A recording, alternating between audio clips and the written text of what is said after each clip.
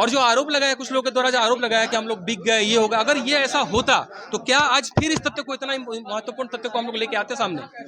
लेके आते क्या? हम लोग तो चुप हो गए होते। हम लोग तो देखिए, अजीत सर का एक बहुत ही महत्वपूर्ण सुनवाई होना था हाई कोर्ट में। दूसरा, 2 दिन पहले उनकी एक कज़न सिस्टर का डेथ हुआ है, तो वो थोड़ा सा परेशान भी थे, साथ ही साथ उनका स्वास्थ्य कारण भी है। इस वजह से उन्होंने कहा कि कुणाल पीसी तुम कर लो। मैंने बहुत ज़्यादा उनको प्रेशर डाला कि पीसी तुम कर लो, आगे हम तुम्हारे साथ ये जुड़ेंगे। चूंकि इस केस के वकील हैं तो उनको तो ये इस केस तक पूरा लगे ही रहना है। तो आज वो पीसी में आने वाले थे, पर किसी कारणवश नहीं है। और भी बहुत सारे तथ्य हैं, बहुत सारे तथ्य हैं। वो तथ्यों को लेकर अजीत सर आएंगे, 100% आएंगे। आप इतना सारा तथ्य सामने रखे और सीजेल जो मुद्दा अभी बहुत अब गर्म होने वाला है, बहुत सारे खुलासे भी हुए हैं। इतना सारा तथ्य रहने के बावजूद भी आप बीच में चुप रहे, छात्र एलिगेशन भी लगाते रहे कि चंदा उन सब उठाया गया, फिर भी जो केस है वो खारिज हो गया। फिर अभी आप कह रहे हैं कि सीबीआई जांच होनी चाहिए, सीआईडी आप कह रहे हैं सीआईडी अच्छा से काम नहीं करती है सरकार के दबाव में, तो आपको इस बार भी लगता है कि वो सरकार के दबाव में आएंगे और हेराफेरी करके कुछ दिन बाद सब भुला दिया जाएगा? बिल्कुल, आपने बहुत ही अच्छा प्रश्न पूछा। मुझे बहुत सुनकर अच्छा लगा कि आपने पूछा कि आप इतने दिन तक चुप क्यों थे। मैं आपको बता दूं कि दिसंबर में जब ये हाई कोर्ट में हम लोग गए और सुप्रीम कोर्ट में जब हम लोग मामले को लेके गए, ठीक उसी समय मेरा वारंट इशू किया जाता है। और वारंट किस केस में इशू किया जाता है? जो एंटी चीटिंग एक्ट जो बनाया गया है, झारखंड परीक्षा नियामक बिल जो बनाया गया है, उसमें बिल में प्रावधान है कि 7 वर्ष की सजा और 1 करोड़ का जुर्माना। इतना टफ केस, उसमें बिल का प्रावधान ही नहीं है। 1.5 महीना तक हम वारंट में घूमे हैं, भागे हैं, इधर उधर भागे हैं। उसके बाद जब आए तो हमारी वकील की तरफ से बताया गया कि अभी आपको कहीं कोई स्टेटमेंट नहीं देना है जब तक सीआईडी अपना रिपोर्ट सबमिट नहीं कर देती है। तब तक ये हमारे तथ्य भी हमारे पास नहीं थे। ये तथ्य जो अजीत सर के द्वारा दिए गए हैं, और बहुत सारे तथ्य हैं, बहुत सारे तथ्य, ये तो बहुत छोटा भाग है, बहुत सारे तथ्य हैं। तो कानूनी रूप से चूंकि हम बेल में नहीं थे, चूंकि मामला और आगे ना बढ़े, हम परेशानी में न पड़े, इसलिए कोई भी ये साधारण इंसान चाहेगा कि वो कुछ समय के लिए चुप रहे। और जब आपकी परिस्थिति विपरीत हो ना, तो कुछ समय के लिए चुप रह जाना ही बहादुरी है मेरे हिसाब से। हमारे पास तथ्य है, अजीत सर ने हम लोग को तथ्य दिया और आज तथ्यों का सामने आपके सामने प्रस्तुत है। और जो आरोप लगाया कुछ लोगों के द्वारा, जो आरोप लगाया कि हम लोग बिक गए, ये होगा, अगर ये ऐसा होता तो क्या आज फिर इस तथ्य को, इतना महत्वपूर्ण तथ्य को हम लोग लेके आते सामने?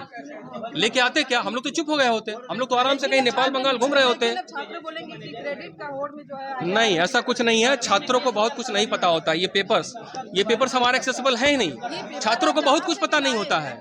अजीत सर नहीं, ये अजीत सर कहाँ से लाए? आप जाकर अजीत सर से सवाल पूछिए। हमारे अजीत सर जो महाधिवक्ता है जी,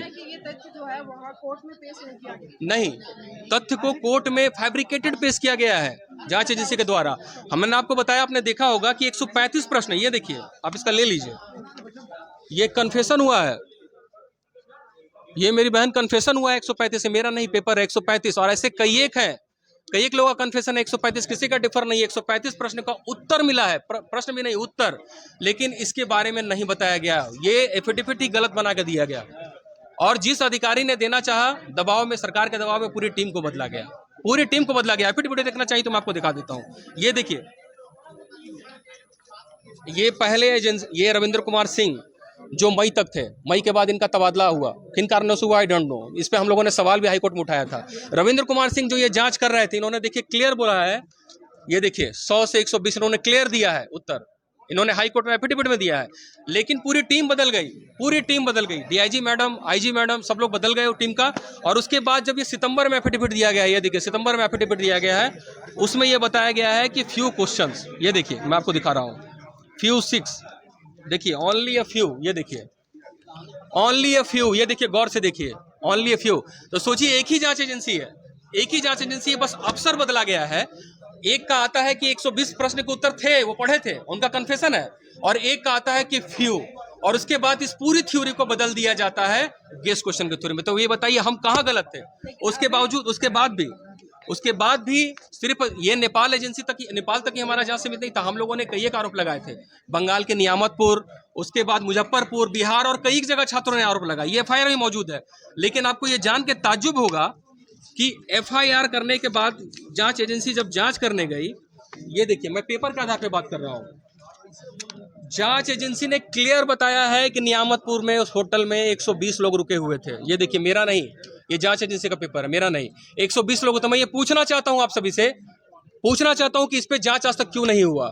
मुजफ्फरपुर एंगल पे जांच क्यों नहीं हुआ? पटना एंगल पे जांच क्यों नहीं हुआ? हजारीबाग एंगल पे जांच क्यों नहीं हुआ? सिर्फ एक ही एंगल को, बंगाल एंगल को, नेपाल एंगल को क्यों रखा गया? वो इसलिए रखा गया कि ये अरविंद कुमार नाम का एक विद्यार्थी जो कि वीडियो का साक्ष्य ला के प्रस्तुत कर दिया था, तो मुझे ऐसा लगता है कि ये मजबूरी हो गई थी कि उस पर तो जांच करना ही है और उस पूरी थ्योरी को जो है मसअप करके किस तरह से किया गया है वहां, जबकि ये साक्ष्य है, सभी लोगों ने ये कन्फेशन किया है कि 135 प्रश्न के उत्तर मिले थे A4 साइज पेपर में और उसके बाद उसको गेस थ्योरी बनाया गया। और उसके बाद बंगाल का सामने है, बंगाल का देख लीजिए, यहाँ पे बोला गया 120 लोग रुके हुए थे लेकिन कोई भी उस पर जांच नहीं हुआ। सारे लोगों का अनीस जो इसका पूरे प्रकरण का मास्टरमाइंड था, देखिए यहाँ शक कब पैदा होता है, उसका जांच गिरफ्तारी कब हुआ?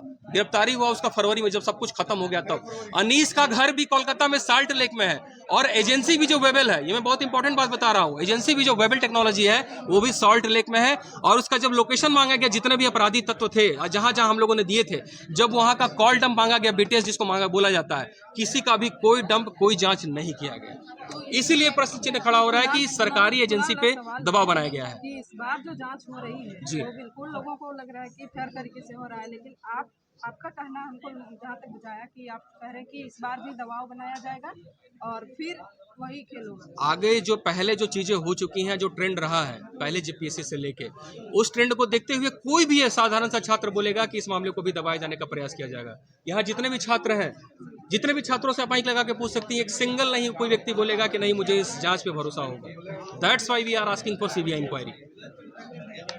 अभी छात्र आंदोलन कर ही रहे हैं, शुरू हुआ है, तो क्या लग रहा है आपको, आप उनमें मतलब शामिल होंगे? सब हम लोग बैठ के बात करेंगे, हम लोग बैठ के बात करेंगे और मैं इस छात्र को पूरी तरह से, छात्रों के आंदोलन को, विशुद्ध छात्रों के आंदोलन को इस पे रखना चाहता हूं कि छात्र ही आगे बढ़े, वो लोग आंदोलन करें। ये मुद्दा छात्रों का है, इसलिए वही लोग आगे बढ़े, वही लोग आगे बढ़े। किसी भी तरह का कोई भी, मेरे हिसाब से कोई भी पॉलिटिकल पार्टी हो, चाहे बीजेपी हो चाहे कोई भी हो, किसी भी पॉलिटिकल पार्टी का इन्वॉल्वमेंट इसमें नहीं होना चाहिए। छात्र खुद डिसाइड करें इस मुहिम को उन्हें आगे कैसे बढ़ाना है, वो डिसाइड करें, आगे बढ़े। हम सभी लोगों का समर्थन उनके साथ।